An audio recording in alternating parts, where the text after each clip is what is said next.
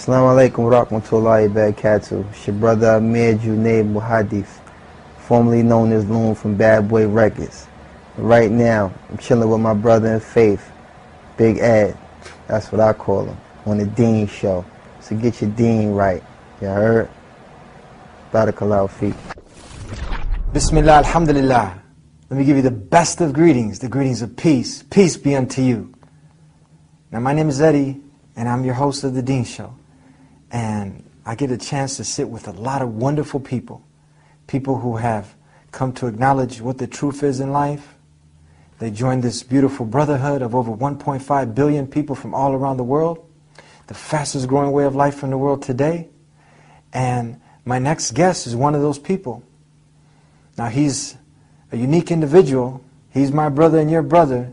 And we want to know why this former rapper, hip-hop phenomenon, former bad boy, gone good boy, who was with the likes of Sean, P. Diddy, Combs, hanging out with all the celebrities, and he left that life to live this good life, the life that brought him peace. You're going to find out how he attained something that money couldn't buy. I got a chance to sit with him, and I'm very excited to share his story with all of the viewers of The Dean Show this week. On The Dean Show, Loon, former bad boy, gone good boy. Let's find out why. Enjoy this week's show. Allah, there's only one God, and Muhammad is his messenger. Allah, la ilaha illallah. Allah, there's only one God, and Jesus was his messenger. Allah, la ilaha illallah. I don't know why I did that. Maybe it's just to break the ice. Assalamu alaikum. Wa alaikum salam wa rahmatullahi wa Peace barakatuh. be unto you, my brother. Oh, and also with you, Aki. Now, what was the greeting that you used to have before when you used to see some of the homeboys? You know, what up, son? What's good? Yo, What up, son? Yo, what's going down?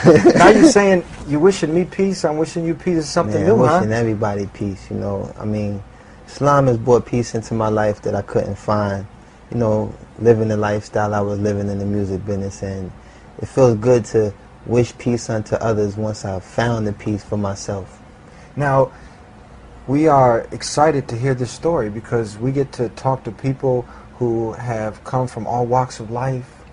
You know, people have this misnotion that Islam is something just for the Arabs. Yeah. But when they see an American who used to be or someone who was an icon, people were looking up to you. You're singing with P. Diddy and the Bad Boy Crew. Is that what they're called? Yeah. Bad Boy Records, Bad Boy Entertainment. You know, P. Diddy, Sean Combs, Sean John. You know, I ran with an entrepreneur. I ran with an icon in the music business, and I was exposed to so many things in such a short period of time. The success of the records that I did with Puff, you know, propelled to be in, you know, audiences all around the world. It wasn't a country that I couldn't go to that a person couldn't identify with who I was, or the songs I created, or the records I partaked in. And you know, it's just an overwhelming feeling to be embraced by such a vast audience.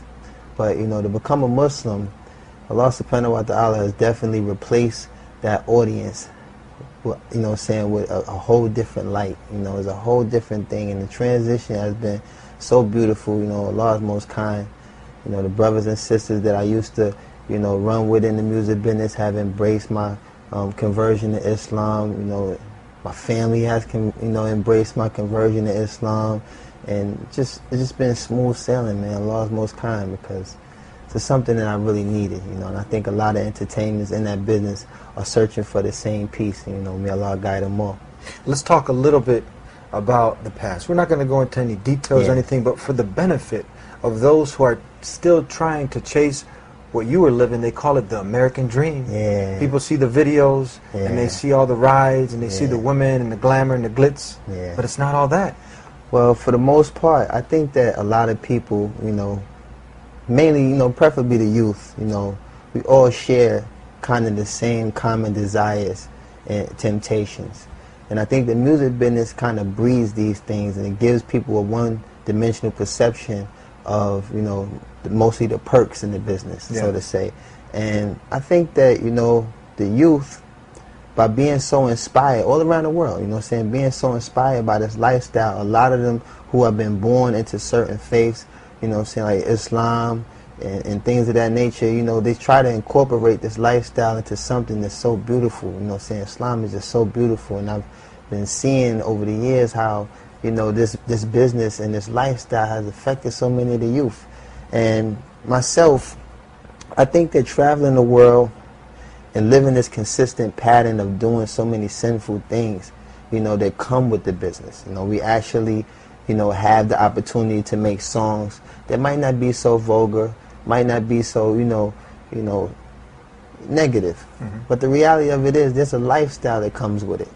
And that was the thing that really plagued my life, because what you're propelled in based on the success, you know, is a lifestyle that just becomes so repetitive and so consistent, and you find yourself being removed further and further away from the truth, further and further away from peace, further away from anything that was pure about you before you entered the business.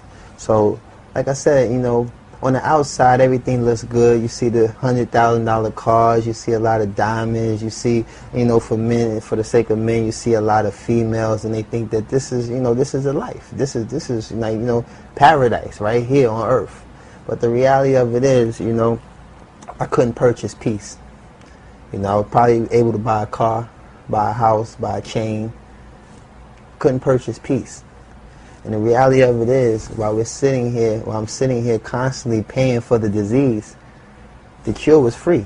Paying for the disease. Paying for the disease. And the cure is free. And the cure is free. Why are people running away from something that's free to something that's expensive? Because you got to pay for the martinis and the, I forgot what's even drunk in the club nowadays, the Dom Perignons, and you got to pay for all these things. And but you can get some water easy, like when that's what I'm saying. Like, I think people treat life like the flu shot. You think you can treat the flu with the flu. Yeah, it's not like that. You know what I'm saying? And what happened was, you know, Allah's guidance is just amazing, because I think sincerely in my heart, Allah heard me and heard the oppression that's hidden. You know what I'm saying, from a lot of us entertainers. You know, we try to forge this image and we try to forge this character that's, you know what I'm saying, like, suitable for the fan. The fan admires this character, they're drawn to this character, but the reality of it is, we face tragedies no different from normal people. But the reality of it is, we try to go past that and continue to feed the fan, you know, this impression that they desire and that they gravitate to.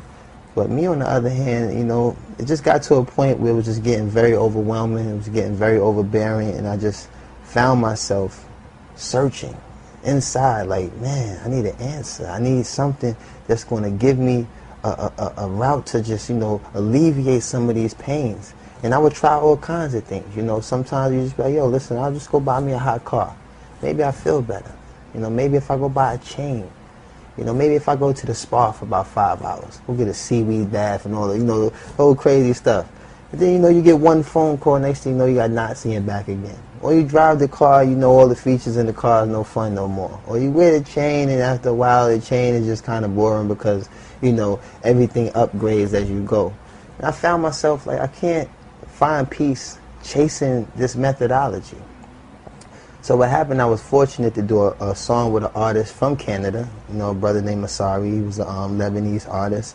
And when I did the song didn't really do good in the States, but it kind of propelled into a market that I never knew even existed. And it was in the Muslim market, in the Islamic market.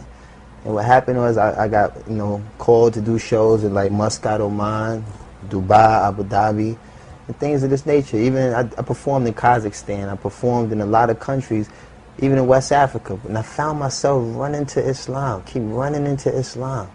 And once you get past the whole little butterflies and the things that come with the, you know, the entertainment aspect, I started to get drawn to other things that came with my journey. And that was like the Adhan being called. The Adhan being called in the city, like, just rang through the whole city. Everybody would just stop. You could hear people breathing. This is a song that I heard that was more beautiful than any song I've ever wrote in my life. That's the Muslim call to prayer. The Muslim call to prayer, you know. Yeah. And then, like I said, at some point, you find yourself trying to shop between Dhuhr and Asr. Everyone's taking the sunnah nap.